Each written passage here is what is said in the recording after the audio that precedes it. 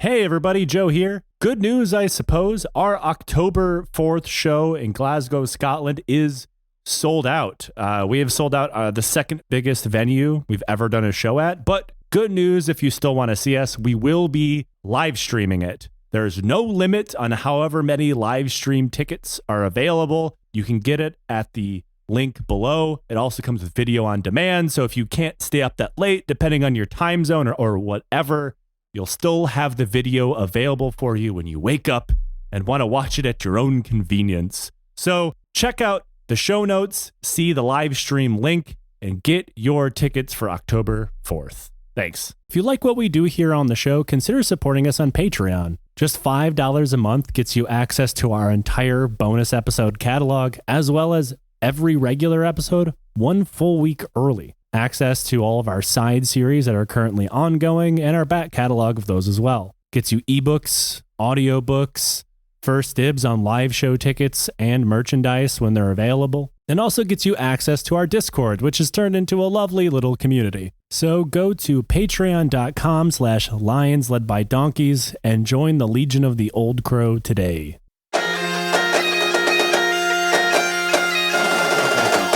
Lions led by donkeys.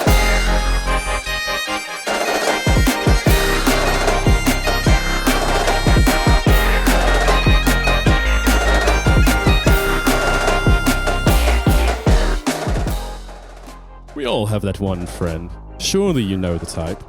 Loyal servant of empire, mantelpiece full of photos of himself in pith helmets, emotionally void relationship with his wife and children, errant comments about, are there any filthy versions of Rudyard Kipling poems? Well, if you've been wondering what to say to your dear friend when he makes the conversation unbearably awkward, we've now got a solution.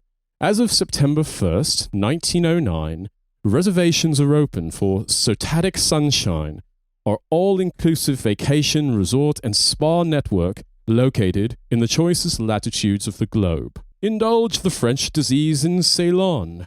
Make God remember to keep the lights on in Zanzibar. Find warm company by the fire in Quetta.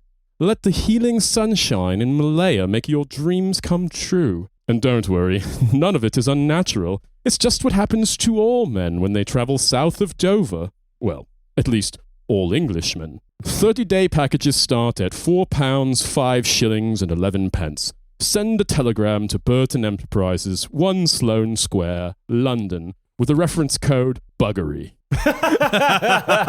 I am really enjoying the rebranding of Nothing Beats a Jet 2 Holiday. Jess Glynn needs to answer about the Satatic Zone. EasyJet is not taking you to the Satatic Zone, unfortunately. Weird 78 RPM, fucking like music in the background like that, yeah. Yeah, not a lot of people know that the original version of the song from Top Gun was Highway to the Satatic Zone. Oh man. In this situation, the Satatic Zone is the farm you do not pay taxes on. Oh my goodness. We're back. You asked and I delivered, Joe. You said write me a radio script. I'm pleasantly surprised. I like that I could just send you like a prompt for weird perverted British shit, like you're a human version of Chat GPT. It's like I texted for a little peek behind the curtain. I cannot do accents, famously, so I came up with a really bad idea for an all-inclusive like Satatic Zone cruise, and I was like, Nate can do a good posh accent. So I just sent him a sentence like, Nate, make an intro. Yeah, like 9 o'clock last night, he sent me a text like, can you do a 2-minute radio ad for a Satatic Zone cruise? The funny thing is, I can't really do English accents very well. I'm better at being, if I had to freestyle it with Australians, maybe because they just make such a strong impression with the fucked up things they say. But with English things, weirdly, years ago, I had to subtitle promotional videos like social media clips. And there was one particular thing for a client, and it was with fucking David Baddiel, who was just one of the most annoying people to ever walk the earth. And having to listen back to everything he said and subtitle it, and I was sort of like, oh, surely the woke lefties on Twitter don't appreciate the comedy. They have no love of joy or laughter. And I started repeating it back to myself just like because I was so annoyed at how fucking irritating this guy was. And then I realized, I'm like, oh shit, I can speak like this if I want to.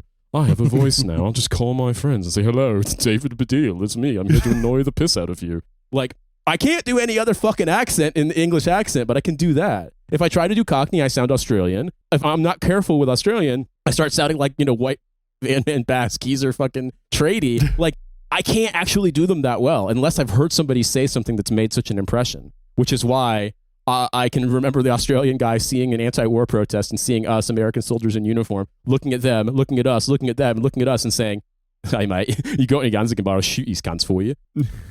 I look at your British accent much the same way my mother looks at me. Good enough. Yeah, I mean, look, at the end of the day, send me to...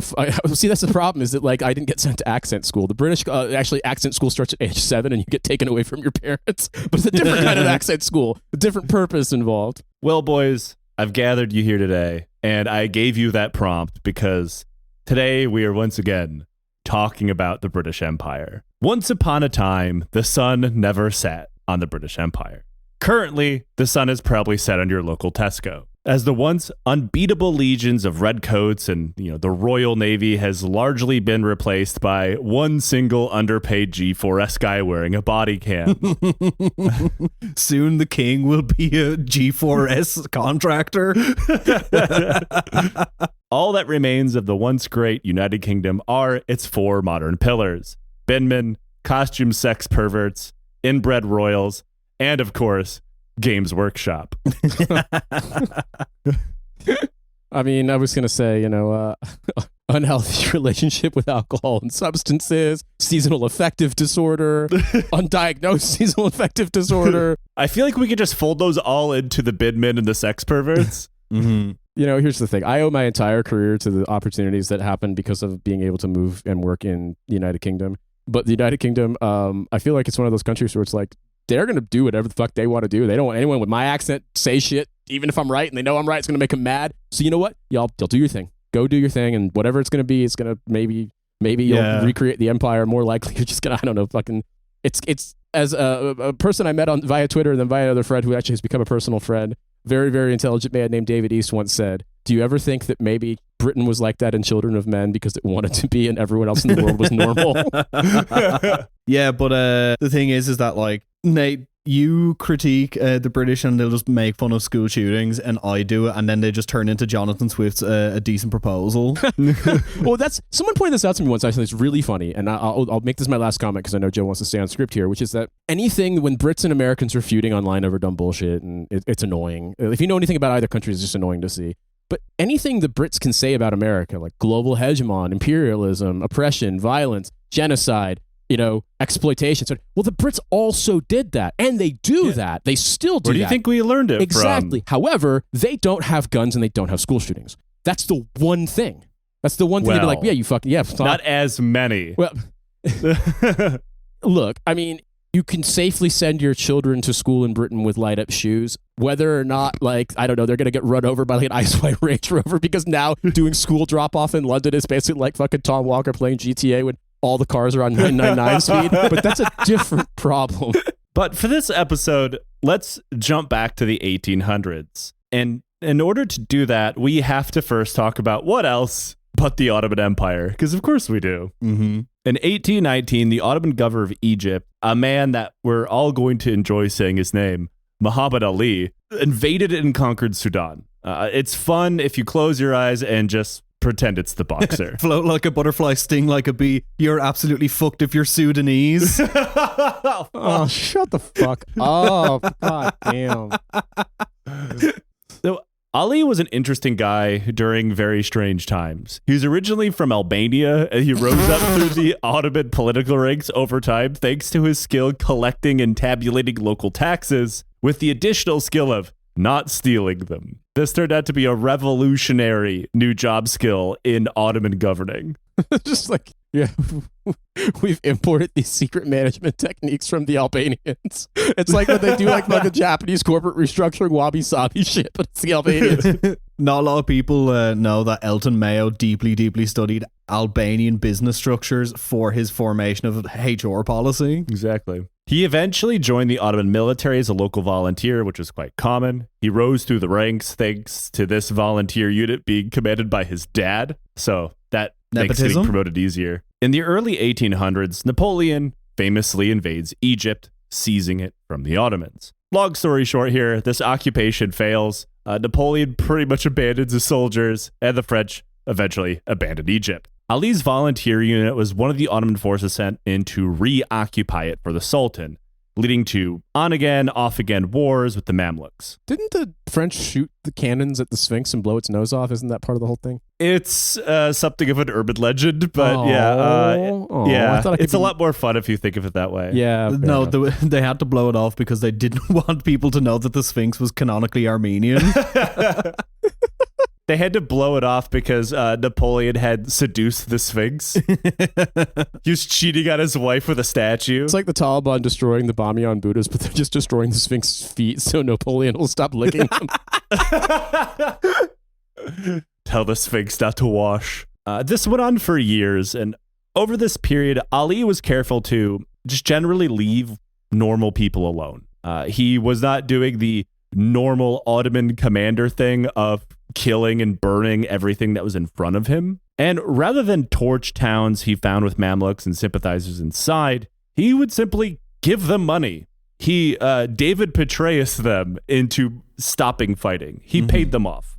And this worked. This meant before long, Egyptians were a huge fan of this weird Albanian guy, while blaming the Ottoman governor for all of the problems that stem from years of warfare and mismanagement. So a group of Egyptians got together and demanded the Ottomans fire the governor and replace him with Ali. So they did. And one of the first things that Ali did was to use the goodwill he had fostered over the years with the local Mamluks to invite them over for dinner and murder them all. And Ali happened to come to this governorship at a time when, surprise, surprise, the Ottoman Empire was not doing so hot and was rapidly decentralizing itself, thanks to Sultan Selim III getting assassinated, largely due to the fact that Selim wanted to modernize and reform the Ottoman Empire, and a lot of other people didn't, so he got stabbed. The problem with having a huge government administrative bloat in which you have 100 viziers to every actual person doing something is that the viziers can start scheming, and when they do, you're like, hey, what if we made things slightly more efficient? You've basically it becomes a fucking bullet hell game. Ottoman bullet hell. My family lost that game. Not only was the government bureaucracy inflating rapidly, but so was the onion hat. You're fighting the Ottomans in a proto version of Metal Slug. Yeah, except for the onion hat is gigantic, but there's only a tiny little red jewel that's glowing, and that's what you have to shoot it in.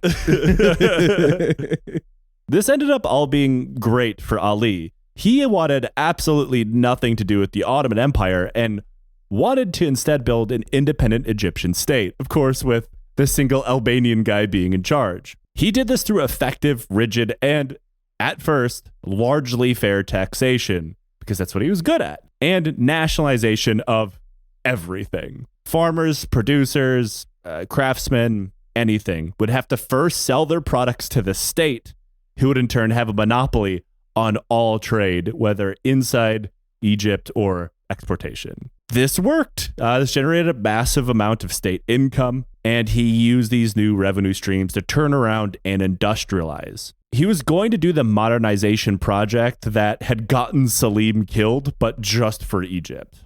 And before long, Egypt, while still technically part of the Ottoman Empire, was building its own pretty modern weapons facilities and shipyards. He reached out to Europeans to come in and begin building modern schools and universities because the Ottoman Empire had pretty much neglected Egypt down to nothing. He created a civil servant training program to teach and instruct people how to run various government ministries, but he wasn't that fair. He was still worried about getting got, so his inner circle was only made up of his sons and cousins and uncles and stuff. Yes, we have another court of unks. Can a nephew be an unk? We've established that unk is more of an energy. Yes. Rather than an actual thing. Being unk coded. I don't know if you saw this, but there was a thing that got shared where a guy there was a viral video, I believe it was in China, of a, let's say, middle-aged-ish, probably early 30s, but balding guy, just completely dog-walking everyone on the basketball court. Hell yeah. But he was wearing a polo tucked into slacks while doing it, and they had basically done a pitch-down, chopped and screwed version of Billie Jean while it just has the background music. And someone's look at this balding unk just fucking destroying people. And there were so many people who were confused by the term unk. They thought it meant UNC, University of North Carolina. It's no, No, it's a whole different. It's an epistemology. The epistemology of uncle. We are living in the century of Chinese uncles, so you know. I just something about there's more like a beauty queen from a movie scene while this guy's just fucking slamming people. I don't know. There's just like it's now embedded in my mind. So you know what? You bring up uncles, and I'm like, he is the four pillars of the world, the four corners. The Chinese uncle, he rules that kingdom. That's the secret sixth pillar of Islam is unks. All right, well, shouts out to all our Muslim listeners because they can probably tell us all sorts of uncle stories. Yeah. Hey, listen, we're talking about an Albanian in Egypt. Yeah. All right. Okay, digression over, Joe. I just had to say that. He also sent promising students, both civilian and military, to Europe to kind of learn and understand how they do things to bring it home. Because above all else, he wanted to build a modern military. This did not go great because at this period of time, the modern European military is mostly based on vicious abuse and hazing, something that the Egyptian people were not exactly used to. I mean, like the regimental system is relatively new, and it's going to be bad. All of this was an economic and cultural shock to Egyptians who found themselves being drafted into either corvée labor systems to build all of these works that Ali wanted to build, or being conscripted into the military. Both existences were horrible. They were so bad to the point that average people would just jam nails into one of their eyes because if you were half blind, you didn't have to do it. I feel like living in Egypt at this time, being Egyptian, is just sort of like this narrow path of land where I can live, random floods and shit, biblical plagues and curses. Guys just show up and grab me to make me build like Civ 6 wonders. Like it's probably like I can imagine why people are like, yeah, this kind of sucks, man. Yeah, I don't know if I want to deal with this. Get me the fucking nails. Put this in my goddamn white matter. I don't know. Those Albanians showed up and started telling me to build roads, so I poked out one of my own fucking eyes. Figure Albanians show up. They're like, hey, build a lot of small defensive structures everywhere, please. We don't yet have a word to describe it, but you know what? It's something in our culture. It's like been there since time immemorial. When we were painting like, pictures of like antelopes and wolves on the walls of caves, we also were like, can we make our own cave outside? Ali and his newly educated officers believed first and foremost that soldiers need to be recreated into the image that they wanted, which was disciplined, regulation-following soldiers like they saw in Europe, or at least they thought they saw in Europe. So they completely separate them from everything they knew before this, and these new recruits would effectively live in a prison. They were never allowed outside. They lived in locked barracks, and they were trained and ruthlessly beaten for even the smallest violation, with the favorite kind of beating being foot whipping, because they would whip this shit out of your feet and then you'd have to go march. There was definitely some like commanding officer who had a thing for feet. It was like, that's really specific. Oh yeah, boss, they'd really hate it if you whip their feet. But first we need to like properly, create cohesion in the technique. You have to test it on me first. Yeah. I mean, the thing is that like, as we all know, this kind of thing always worked really well and definitely doesn't have counterproductive results in the sense that like, it doesn't actually make people tougher or more disciplined. It just basically, it creates like, I don't know, like micro tessellations of new cultures of how to like get around it and hide shit and haze each other. And in general, just like it actually, it just makes things suck really bad. Or worse than that, the 1800s version of the Egyptian conscript vet bro. Oh god. Oh bro, you call that getting your feet whipped? Yeah, exactly. if you pay 2,000 coins, you can join my 2-week-long boot camp where me and my homies will whip your feet and spray you with hoses down by the LA River. Yeah. That person slowly transformed into Macho Man. I don't know why. Corporal punishment in the satanic zone involves getting your dogs out always. Well, I was thinking about the Ottoman Empire vet bros. They get out and they start a company that sells like bro-themed tea and Turkish delight. None of that gay rose water in there. Black Arquebus Tea Company. Using promo code Salim, you can get 6 Death Delights. It's just a Turkish delight cut out to be a skull. Ali 10 promo code. Yeah, exactly. You can get a box of, I don't know how the fuck you would ship things back in those years. It gets delivered in like a crate on a boat, hoisted off by a rope. And it's like, you get like 2 years after you ordered it. Send us with a discount code Avenge Lepanto and you can get 10% off.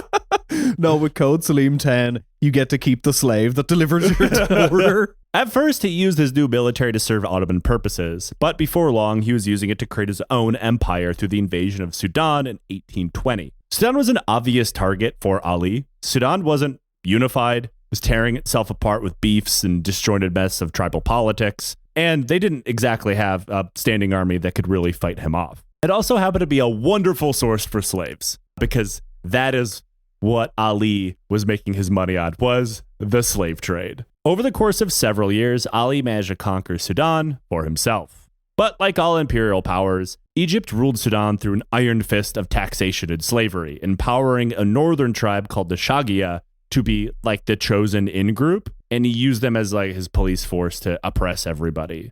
Taxes and state demands never decreased, even when famines and droughts hit Sudan, leaving thousands to die. Though the iron-fisted rule of the modern Egyptian military kept the lid shut tightly over any unrest. Though, eventually, Ali flew a bit too close to the sun, through haggling and then eventually fighting the Ottomans, as well as vastly overextending his empire by the mid-1800s. He and his state were pretty much bankrupt. This wasn't helped by the fact that Ali was getting up there in his years and had completely lost his mind. He was so senile by the end of his days that he was not even aware that his son had died, and his heir apparent was now his nephew Abbas, who is described by the Chambers Biographical Dictionary as, quote, bigoted and sensual. Yes, the sensual bigot of the Satatic Zone. I don't know what this man did to be described in these So words. basically the horny racist. Yeah, exactly. I mean, that's just like some of Lord Byron's writings. Yeah. Abbas was wildly unpopular and cruel to the point that it made his uncle look normal, to the point that he was eventually murdered by his own servants, leaving his uncle Syed in charge in 1854, just in time for the Suez Canal project to be the new hotness sweeping through European powers, namely France. The UK was in staunch opposition to the canal at first because they controlled every other route, like overland through India, the Cape route around their colony in South Africa, but construction eventually began anyway, as the French-educated Syed was intertwined with France to the point that he even sent elements of his mostly slave army to Mexico to support France's imperial project there. He was in deep with the French. But he also died in 1863, leaving power to his nephew Ismail. By this point, the ruler of Egypt stopped trying to be independent from the Ottomans and instead operated as a viceroy to the empire. And thanks to like a deal they cut with the Sultan, the viceroy would not be elected by the Sultan, but would rather be allowed to pass through family lines. And they were allowed to do pretty much their own thing as long as they paid taxes. Okay. Ismail wanted to restore Egypt to the glory that Ali had brought it, and once again attempted to modernize. However, he was not nearly as good at this as Ali was. Mostly think that of all of the problems that Ali had, of which there are several, namely building a slave empire, he wasn't corrupt. He wasn't stealing money from the state. Ismail was cartoonishly corrupt. He was so corrupt personally that he plunged the country into massive amounts of debt. He stole so much money from the state that he paralyzed the ongoing construction of the Suez Canal. Which, well done, sir. Kind well of done. an important thing. So yeah, you really, I don't think a bag has ever been fumbled as much. You haven't fucked with a bag as much as been like, we're literally going to reduce the shipping time from the Mediterranean to the Red Sea, so you don't have to go all the way around the entirety of the continent of Africa, and you fucked this up. Like, who on earth has fumbled the bag more than that? It's like when the ship got stuck, but it's just a giant bag full of stuff that he's stolen. But like, you always, when you create a kind of, I suppose a political dynasty is the best way to describe it. You create a political dynasty like this, you have always a binary choice of the furtive unc or the perfidious nephew. The bigoted and sensual nephew. Bigoted, unsensual nephew. Yes. Instead of you, there are two wolves. Genuinely bigoted uncle sensual nephew sounds like it would be like a classical Chinese poem. Like it would be like on a banner or some shit. Like just like a brief verse poem. That's actually my new indie band name. We've just created the new version of You Swan, He Frog.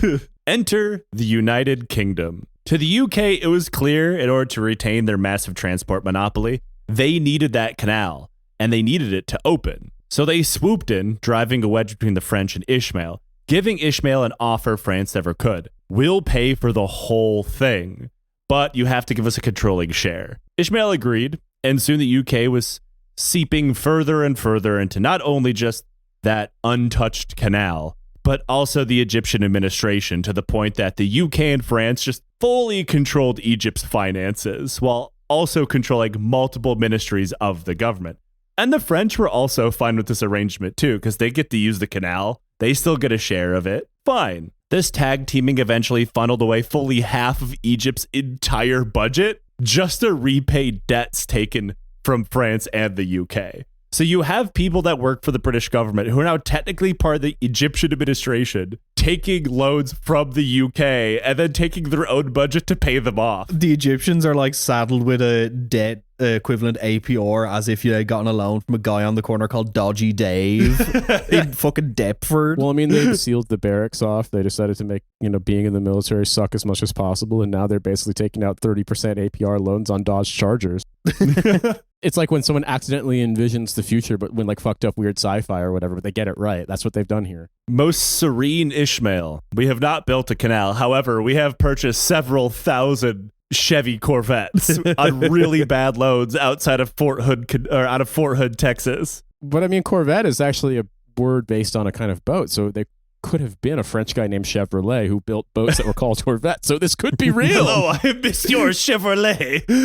Oui, monsieur. On a construit des Corvettes pour les Égyptiens, les Ottomans. Ils vont utiliser. Oui, le taux d'intérêt, c'est 30%. I'm just saying, man, 30%. I think this might be why the nephew is so sensual. He got in with the Frenchman. Sensual French nephew.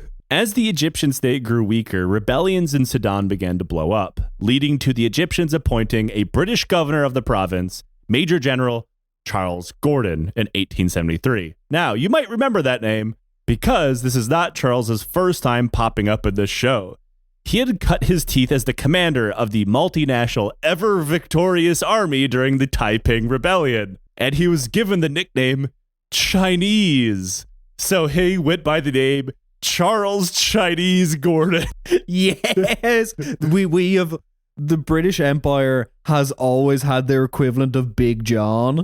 Chinese Gordon. All I can think of is just, where does Flash Gordon fit into the family tree here? You got Ming the Merciless. Oh yeah, good point. You're right. Yeah. Mind you, he is the most normal looking British military officer you've ever seen. Imagine meeting me or Tom or Nate, for that matter, like, oh, you can call me Chinese. Chinese Gordon rocking up saying ni hao bash. But at the same time, though, it's like, come on, man, Joe, you and I are both Americans. Remember what they used to call General John Pershing? Come on. Yeah. Oh, just saying. We've talked about that one before. Yeah. Racial slurs. We're not going to repeat them in case you aren't aware of the story. Google it yourself. Don't Google it in a library or at school if you're, for some reason, you're in school and you listen to this podcast. You should Google it on your child's cell phone. Just really fuck up their search history. Yeah, and then you'll be like, oh, damn, the search history is all over the place. Every other famous military person and then slurs. So this kid's been listening to the wrong podcast. Some kid is going to be like in the back of the car and their dad is listening to this podcast and they're typing in Chinese Gordon slur into their Fisher-Price tablet. I'm just laughing at the idea because, I mean, to me, it's like I just wouldn't listen to a podcast if it was going to be a little bit, a bit off the rails. Even my kid's not at the... My concern right now is just my kid hearing a word and repeating it because she thinks it's funny and it's a swear word or whatever. But like, if your kid was old enough to comprehend it and you're listening to the show, it's like, hey, kid on your tablet, I'm sorry. We didn't mean... I know there's a million other things you'd rather be listening to right now. I'm sorry. I'm just saying. Nate, your kid's going to get in trouble in a couple of years for calling some Swiss teacher Unk. Gordon quickly went to work trying to enforce a ban on slavery, which was the one thing in Egypt that was working like economically. Not that that's a good thing. Okay. But it was the only thing paying the bills. And this caused an even further economic collapse. Egypt declined further. The British got more involved. They eventually bomb Alexandria to further prove their point that Egypt needs to listen to them now. And all of this only made the situation in Sudan worse. The slavery ban torpedoed the one part of the Sudanese economy that functioned with nothing to replace it. Furthermore, people had never really been happy with an Egyptian governor in place, but now some non-Muslim dude from Britain was in charge. Unrest got even worse. I feel as though if you're your economy is based on slavery and collapses, your economy shouldn't have existed in the first place. Oh, I mean, yeah.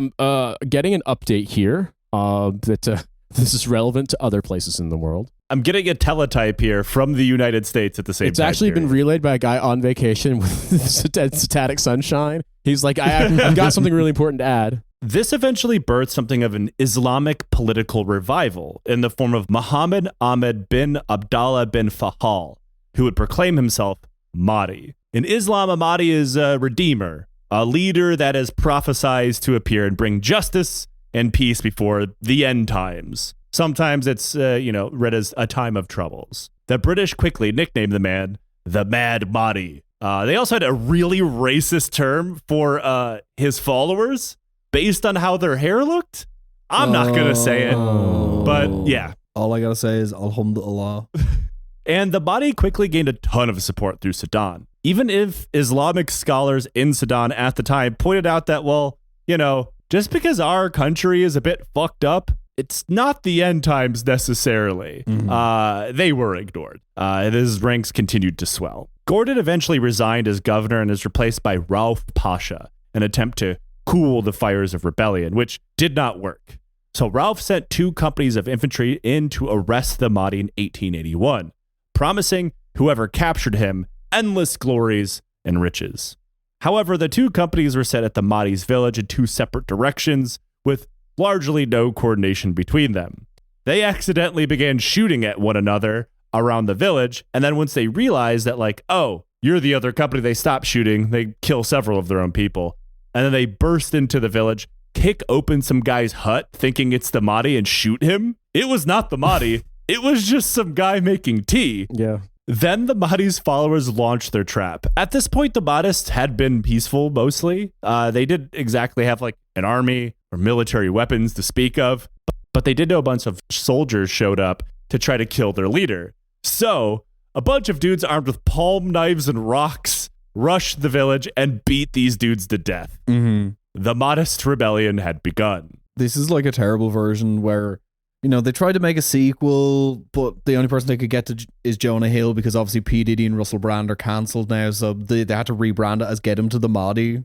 Is that what you want to call being canceled? I just feel like if your military exercise is such that you got run up on by guys with just pointed rocks and they won, you probably weren't all that well prepared. Dude gets prison shanked by a dude with a palm knife. You fucked up. You had 2 companies of infantry, my man. How did you do this? The only thing you succeeded doing is shooting Steve in the other company and then gunning down the T guy. Yeah. They got absolutely Flintstone stabbed. As the body's charged, you hear the is the feeder going under the little car? Getting chefed up by Fred Flintstone and Barney get your Rubble. ass thrown, run the fuck out of bedrock immediately. And the hardest part of conquering bedrock is the counterinsurgency operations. Not a lot of people know that Fred Flintstone runs bedrock like Tony Soprano.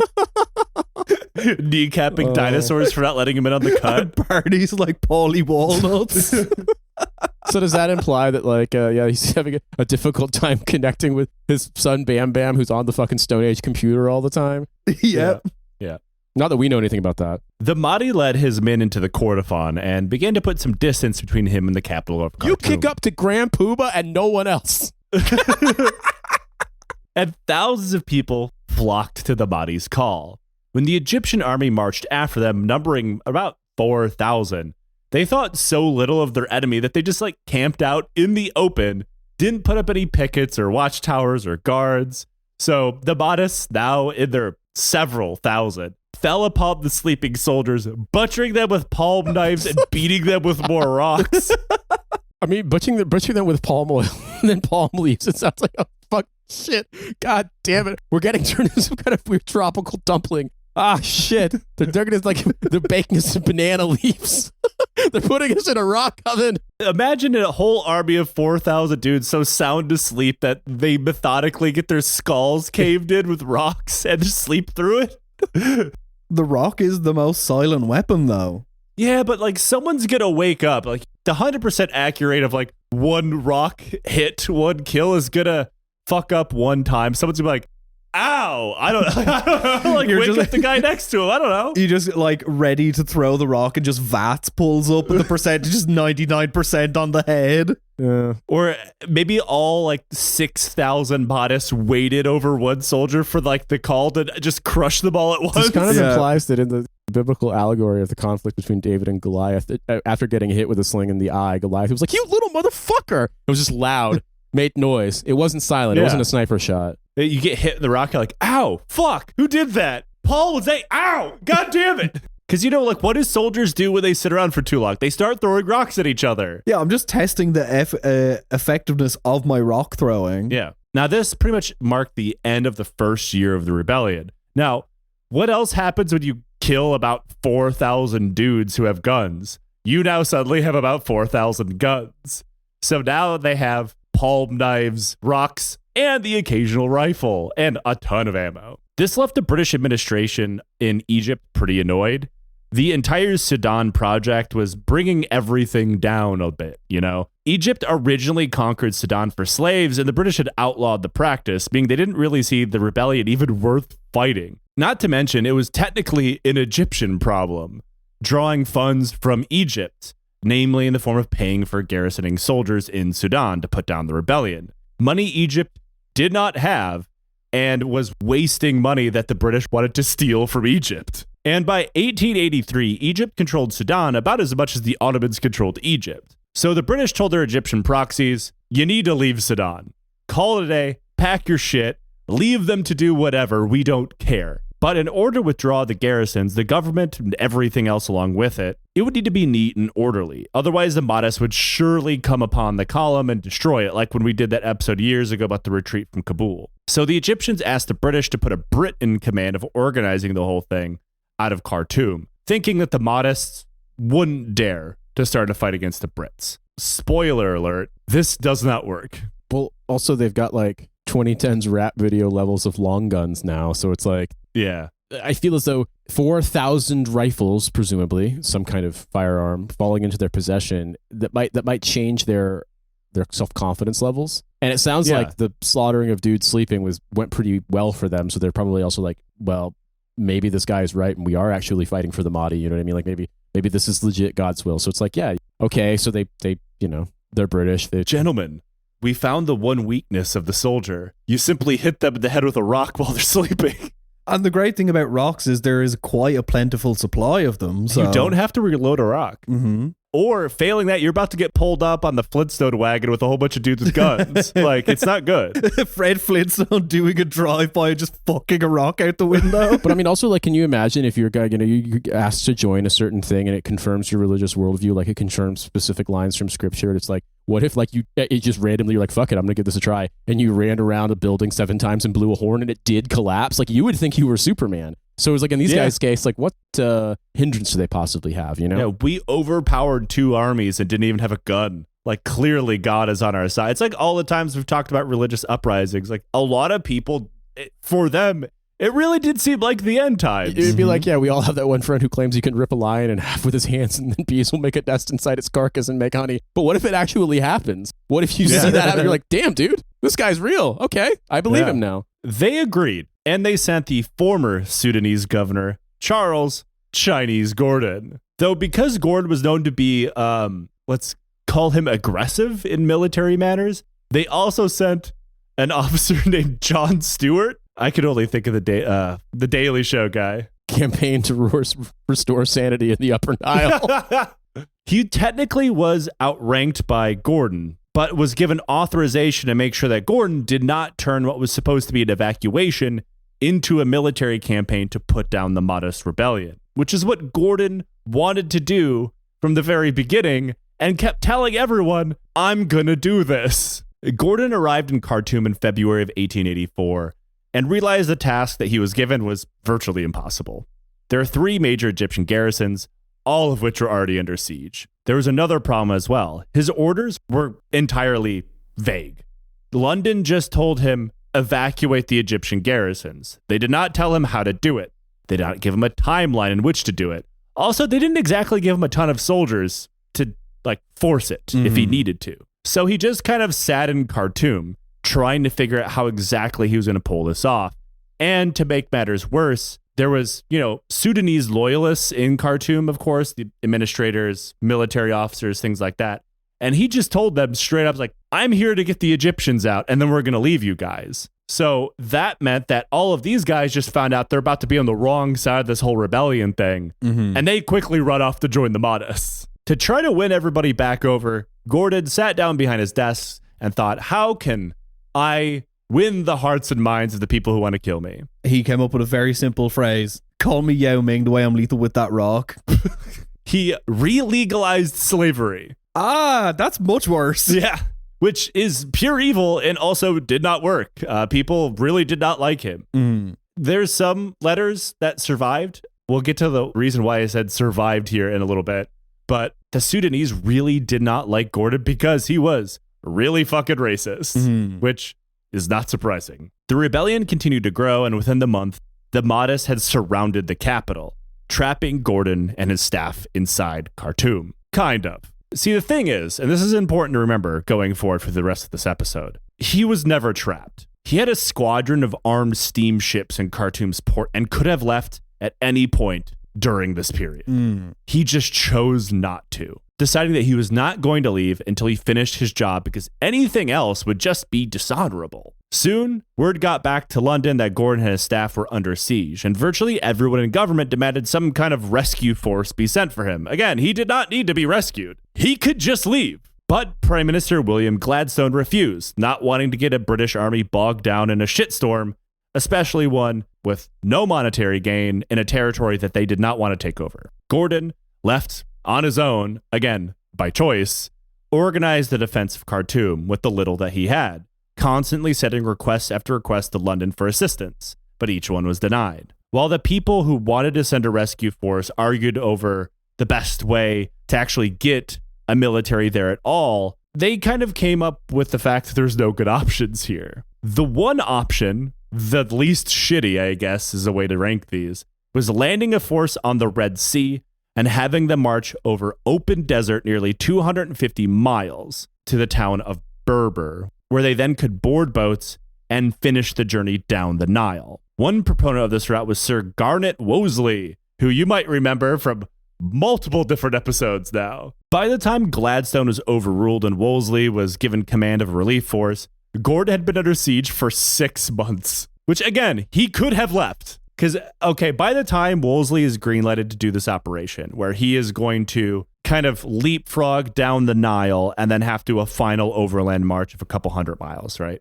By the time that happens, London's whole mission has shifted from evacuating the Egyptians to saving Gordon, which again, Gordon could have saved himself. There comes a point where that's no longer possible, but up until now, he could have gotten on those steamboats and simply left. When the expedition was officially authorized, everyone flocked to join it. This was like the heroic, adventurous thing to join us in the newspapers. Every military unit was sending volunteers. Every person with a noble title wanted to be part of it, including the Prince of Wales. But the Queen literally was like, shut the fuck up and go back to your room. And so he didn't go. There was another guy, Gustav Barnaby. Name alert. Wow. Solid name. He was a military officer of no renown, really. And he was more well known of being a balloonist. As in flying them or contorting them into the shapes of animals. Well, now I want to believe that he's just really good at making balloon dogs.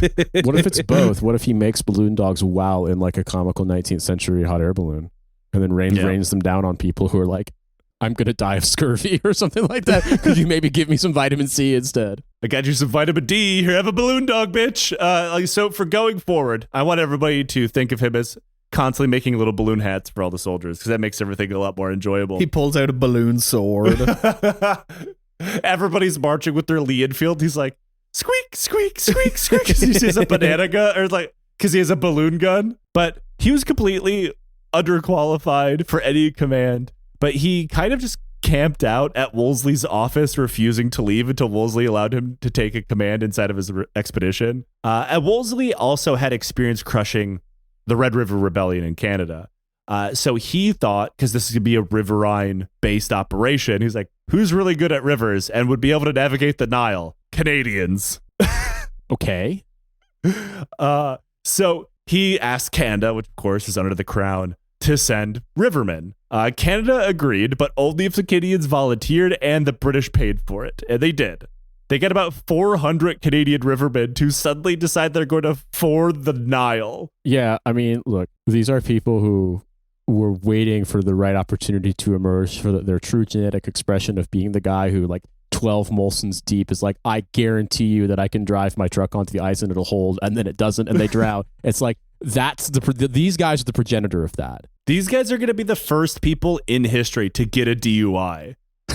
And they're doing it on the Nile. DUI on the Nile sounds like, I don't know, this is like, That's a Boss Town song. Charlie Wilson just stopped being a congressman. He would have found a way to do that before he died of cancer. They joined a force of around 9,000 soldiers from around the British Empire. And though Wolseley was smart enough to know that he would need a fuckload of logistical support, from food to virtually all of the water the expedition would use, since part of it required them to, again, march across hundreds of miles of barren desert. So he began to stockpile things that he would need, as well as the beast of burden he would use, camels. Nobody in his army had any experience with camels, but Wolseley also knew he would need a cavalry. You need mounted troopers. Well, there was cavalry in his army, but they couldn't use horses now, so he just said, well, here's your steed, and pointed at the camels, an animal that these men had never seen before. As someone who has rode a camel, it is very different from riding a horse.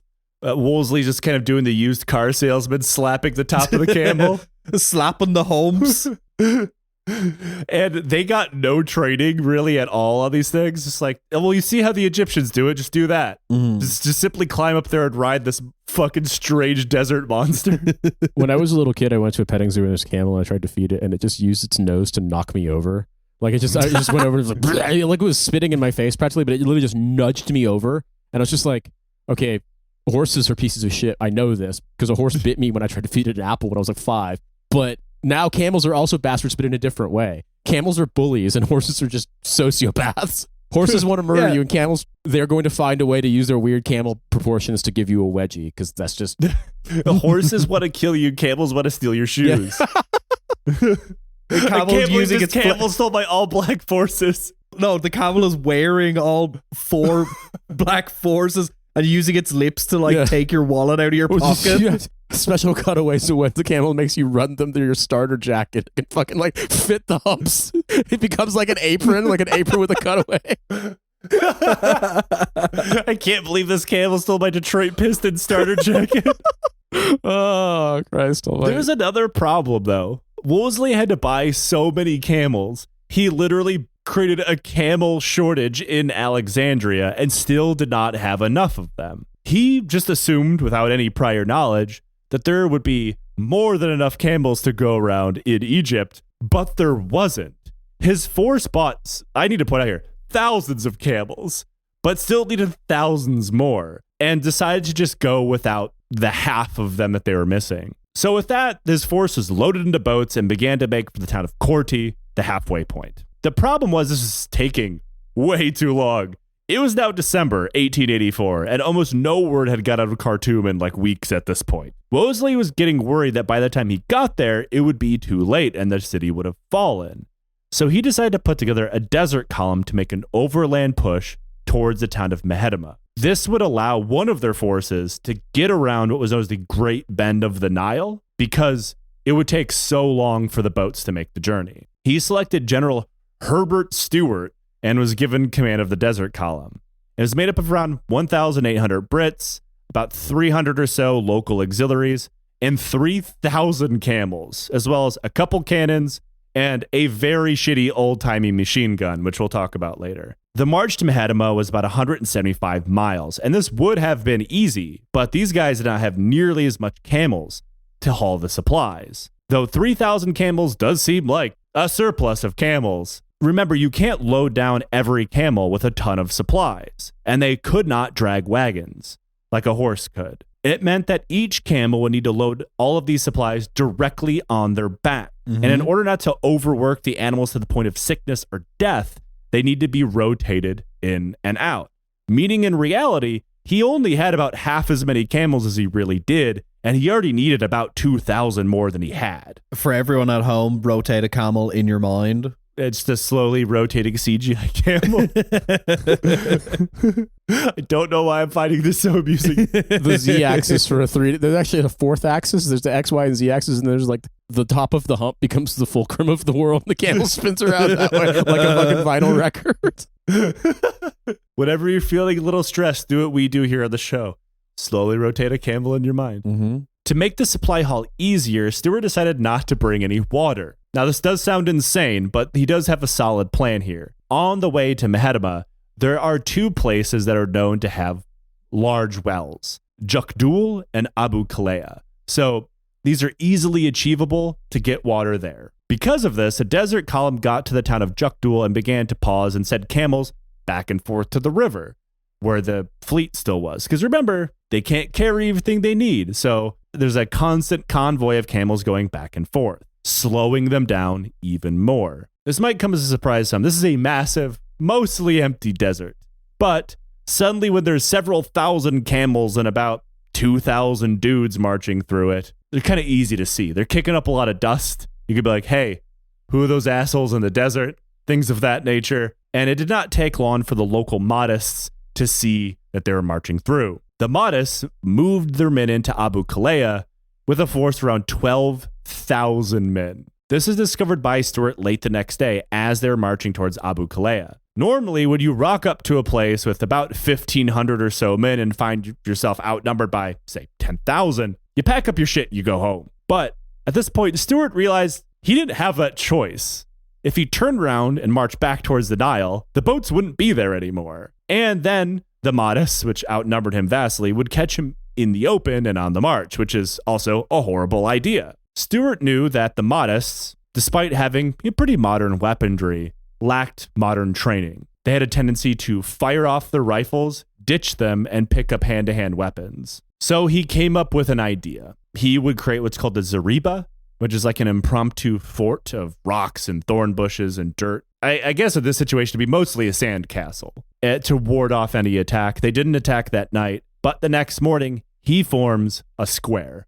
Now, the infantry square is simultaneously the hardest infantry formation to train men to pull off correctly, as well as the best position for an outnumbered unit caught in the open. The square forms into a square. There's no better way to explain that.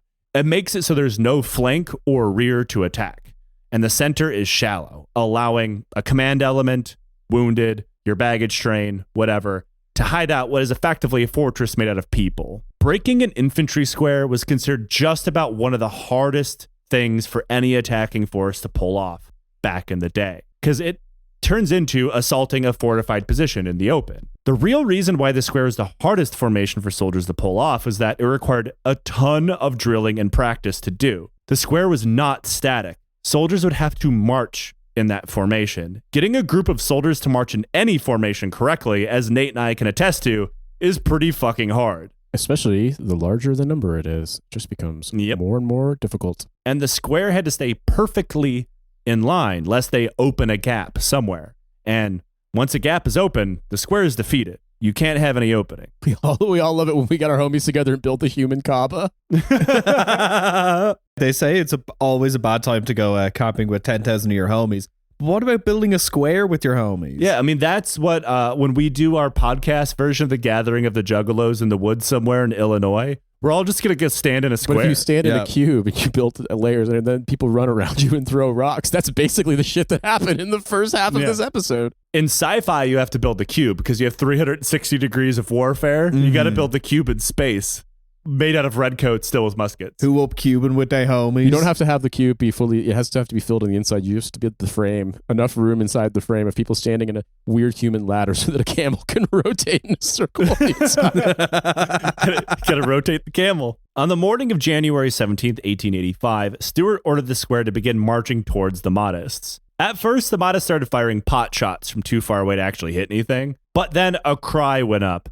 Thousands of Mahdists launched a frontal assault directly at the square. But then, as they're running, getting gunned down, I should point out, by the dozens, they bust to the left, looping around the square, rifles constantly being dumped into them at close quarters. To Stewart, this is fine. This is what everybody expected. This is what a normal defense of a square looks like.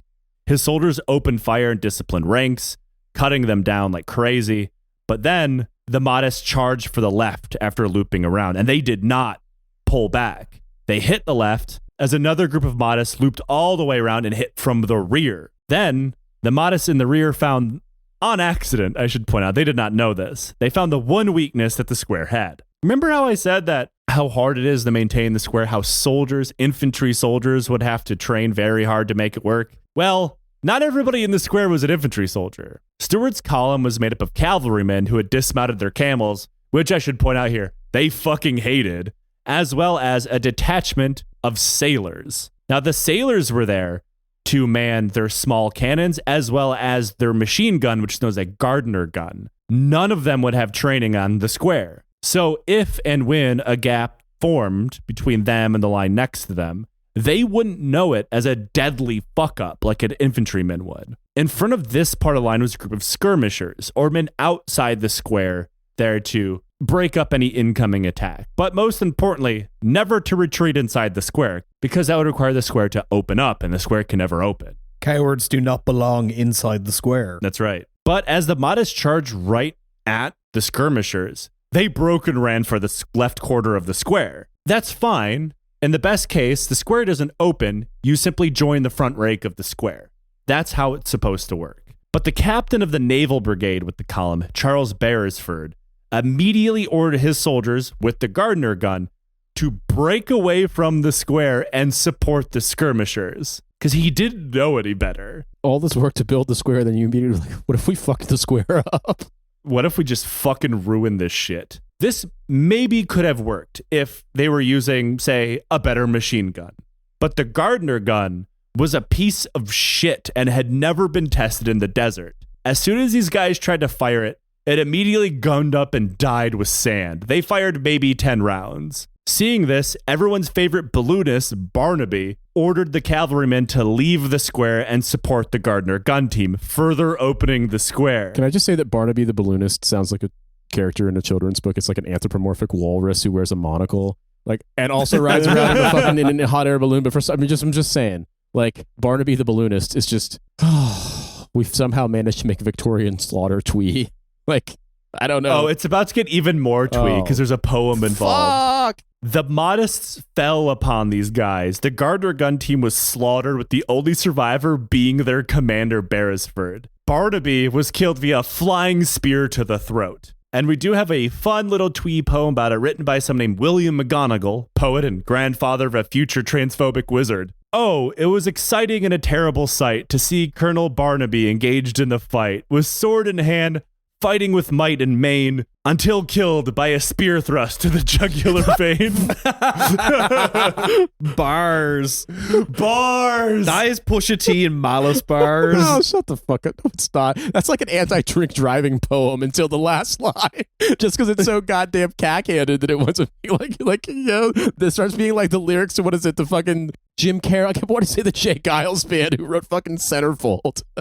That would be a mashup. But no, the Jim Carroll band, where he's talking about all this, you know, like Eddie got slit in his jugular vein, fucking someone like just snorted Drano on the night that he was wed or whatever. Like, no, so classic Midwestern bachelor's yeah, it's basically party. a song about all my friends who got fucked up from when I was like 11 until now, and most of them drugs and getting killed in the bar or some shit. Basically, yeah, it goes from poem they would have made us read in like homeroom class about why you shouldn't drive drunk during homecoming. And then the last line is just by Jim Carroll for some reason. The square was left wide open, and the Mahdists charged in, being led by an old man on horseback, armed only with a Quran in one hand and a large white banner in the other. Oh, hell yeah. This is Iron Sultanate shit. Yep. He charged all of the way into the middle of the square, running over several soldiers, scattering the terrified camels, who then stampeded through the soldiers at various points. The old man planted his banner at the center of the square, began shouting lines from the Quran until someone shot him in the face. More and more Mahdists poured into the center because the square was now open. So many that they effectively fucked up in a way they could have never seen coming. Yeah. See, when they burst into the square, so many people tried to rush in through the gap. They kind of created the all-human version of why Mr. Burns can't get sick. Yeah. because the soldiers on either side of the breach refuse to budge, despite the fact they're getting bayoneted, they're getting clubbed, they're getting whatever. They had been trained to never break the square no matter what, and they didn't. This meant the Mahdists had kettled themselves inside the square as the British soldiers around them did not break. So the men on the outside of the square and the rear rank simply turned around and began shooting into the center. Fuck. Now you might be wondering, how do you do that without gunning down the British soldier on the other side? Well, you do. You just shoot the shit out of your buddy. But the majority of the bullets are going directly into the Mahdists. According to a witness account, so many Mahdists were trapped inside of the British square formation, they created a human crush, all while, of course, being shot at point-blank range, which is a problem. Now, virtually all the Mahdists that broke into the square are killed this way, and the rest of the attacking force breaks off and retreats. All of this, from beginning to end, lasts only 15 minutes. No one's entirely sure how many Mahdists die. It's thought to be like 1,000 or so. The British lost 75 men.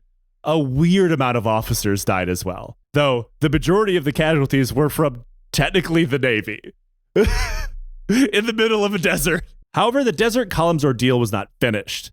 They still needed to resupply water at Abu Klea and continue their march till they got to the meeting point with the river column. Stuart knew they'd have to march hard to make it to Mahdist and not get caught by the still thousands of Mahdists who they'd only temporarily driven away. So after getting water, they marched hard the next day. The day after that, the Mahdists found them again. And again, Stuart did the same thing. Ordered them into a square, slowly inching forwards towards Mahdist, in what became known as the Battle of Abu Klea. This time the square held, but the losses were even more. 122 British soldiers died, and Stuart himself caught a flying spear straight to the gut, killing him. They eventually did make it to Mahdist and boarded 2 steamers. Now you might be wondering, those must have been from the river column, right? No, those were Gordon's steamers. Okay, so he just had steamboats on, calling it Steamboat Uber. Yeah. So what happened was things were going so bad in Khartoum, rather than boarding the steamers at the last second, he ordered them away to preserve them. Again, he could have stopped all of this from happening, and he didn't. So these guys climb aboard General Gordon's steamers, and, well, what happens next? They get exploded. That would probably make more sense. So, for starters, the Canadians all leave. Their contracts had been for 6 months, and this had taken way longer than that. The vast majority of Canadians say, fuck this shit, and they go back to Canada. Then, the surviving men of the Desert Column, now on the steamships, pull up to Khartoum. Heroes to save Gordon. Small problem. Khartoum had fallen 2 days before. Gordon was dead. All of this was for nothing. Hate it when that happens. By all accounts, Gordon's death in Khartoum was like he put on his white dress uniform and like walked out to meet the Mahdist and was promptly butchered on the stairs. The whole city fell 2 days before. What? No more fitting end for a British officer in the Satatic Zone than putting on your dress whites and being butchered alive. Now, most of the blame of this failure, what became known as the Gordon Relief Expedition, fell on the shoulders of Prime Minister Gladstone, who lost power shortly thereafter. Some of that is true. Seeing somehow maybe if he authorized the expedition from the very beginning, it would have gotten there on time, hypothetically. However, an argument could also be made that this expedition was doomed to failure from the very start because it was a logistical nightmare. And even if it had gotten there, Khartoum is under siege by like tens of thousands of Mahdists. If this army got there, they would have been outnumbered like 50-1. So, and another issue here that is the fault of the British government rather than the soldiers is they appointed Gordon at all. Remember, this whole mission, this whole expedition was to save Gordon, not liberate Khartoum, not steal Sudan back, none of that. Gordon could have just left. If he, simply got on his steamship and steamed away, none of this would have happened. But he didn't. But the blame that goes back to the British government is twofold. Namely, they never ordered Gordon to leave. And they appointed Gordon in the first place, a man they knew was so apt to ignore orders, they had to send a different guy to make sure that he did. Just station a guy there, John Stewart, let's say, who would follow orders, and then give him an order to leave. Never did. Or get Barnaby the balloon man. Barnaby the balloon guy, who is dead with a spear to the throat. He would have escaped. He would have tied balloons to himself and floated away. Do you think after he got stabbed, he tried to staunch the bleeding with another balloon? No, he just like deflated like a balloon's like Gets stabbed in the throat, just starts hissing air and flying around. Trying to invent the first organ transplant by making a balloon heart for yourself. Now, the Mahdists won, but the Mahdi himself was not long for this world. He died a few months after this victory, but Sudan remained de facto independent until 1898, until the Brits ruined all of that, as they tend to do. But the end. You know, what can you say? This sounds like they probably found some way to make the like heroic object lesson out of this. That's what came in the decades since, was like Gordon was such a hero and, you know, went down like a gentleman. It's like, no, he went down like a fucking idiot. Yeah. Just leave. Just kick rocks. Get on your steamship. Get the fuck out of there, bro. I'm doing donuts on a camel outside your baby Mahdi's crib. Whipping shitties in my camel in your mind. Having them pull up the steamboats and you hop on and get out before things get bad is basically one step removed from like doing like 19th century silent movie villain shit where you fly away on a Zeppelin. Like flat out, like just... And they even brought a balloon guy. Yeah, you could have done it. You could have gotten away. But, fellas, we do a thing on the show called Questions from the Legion.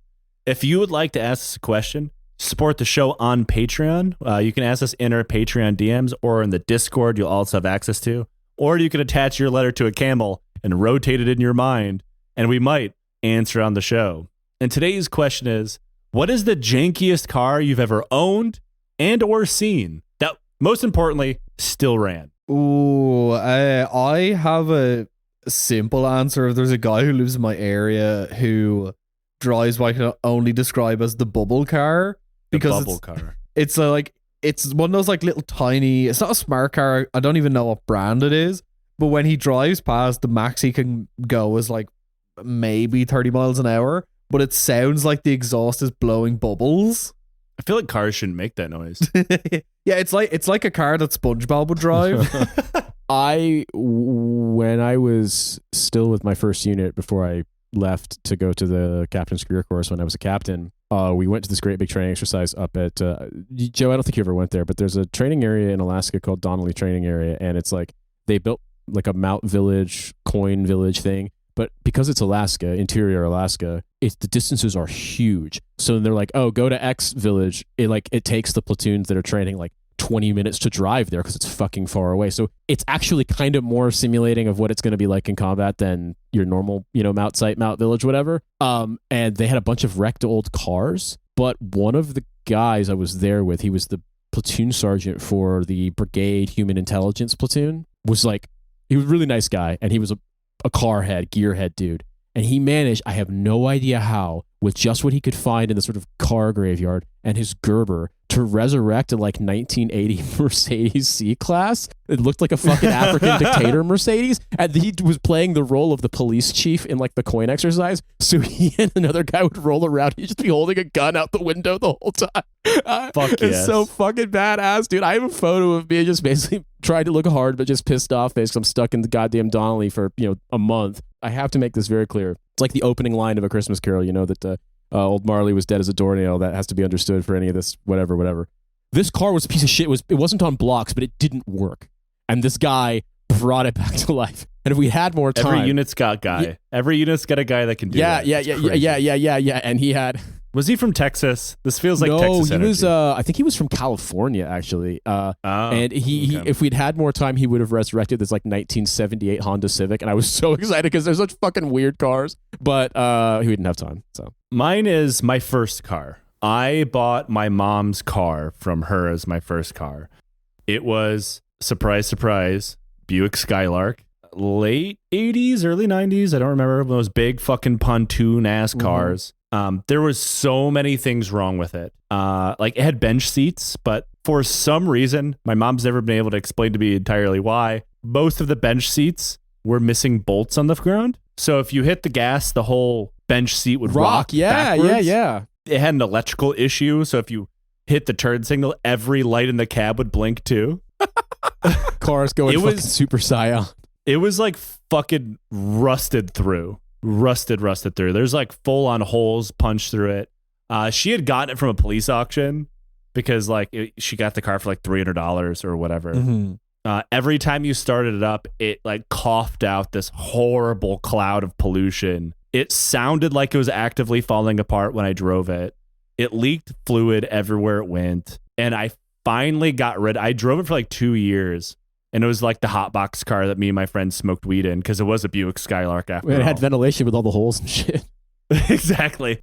Classic as well. Because this is a late 80s, early 90s car. It had like the one piece of fabric as a roof, as a ceiling, and the ceiling had all just kind of separated from the metal. Please tell me it had all sorts of like fucking like speed holes of people burning cigarettes in the ceiling. Yeah, it was full of cigarette holes, both from me, my mom, and all of my friends. Me and Joe. We didn't know each other started doing this, but we speak the same language. Like it's in the blood, man. For real. Like I know a fucked up car. What a fuck. You've smoked weed in that car. Weed in a car like that. I know what kind of fucked up things you're gonna find in a car like that. I one time bought a used car and I opened it up and the ashtray was packed full of cigarettes. The dealership hadn't looked, and I was just like, someone who knows me in my heart fucking drove this thing before. It was never registered or insured, and I eventually got rid of it because after like a year, 2 years, I was driving it in winter. I was driving on the roads, hit a patch of black ice, spun off the road. It crashed into a tree, and I just walked away from it. I left that bitch there, just walked home. I went over the sidewalk so many times in black ice, like even with analog brakes, it's just like, what are you supposed to? Your car just goes into moon gravity mode. It just goes wherever it fucking wants. It rotates like a camel. I know, man. Jesus. But yeah, that's how my Skylark died, abandoned somewhere off of Gratiot Road in Detroit. And then nature took its course. Someone else grabbed it, fixed it up, put it back on the road. The catalytic converter was still good, and the guy used it to pay his way home. No, somebody stole that a long time before, and I just never replaced it. Just like worsening the air quality of Detroit, like by like what exponential amount. Like you can watch the pollution map, and it's like a GPS tracker following you. That car sucked. It leaked so much fluid that my school that I drove to said I couldn't park it there anymore. Yes. You know, so I parked it right off school grounds. It's like, yeah, Joe Kasabian's already left his mark on the world. Everywhere he's gone has become a super fun site. Rest in peace, Buick Skylark. Joe and Taylor Swift destroying the ozone layer together. One Skylark at a time. But fellas, I believe that is a podcast, but you host other podcasts. Plug those podcasts. Trash Future, What a Hell of a Way to Dad, Kill James Bond, No Gods, No Mayors. I'm involved in some way. They have free feeds. They have Patreon feeds. They're fun. Please listen to them. Beneath Skin, show about the history of everything told through the history of tattooing.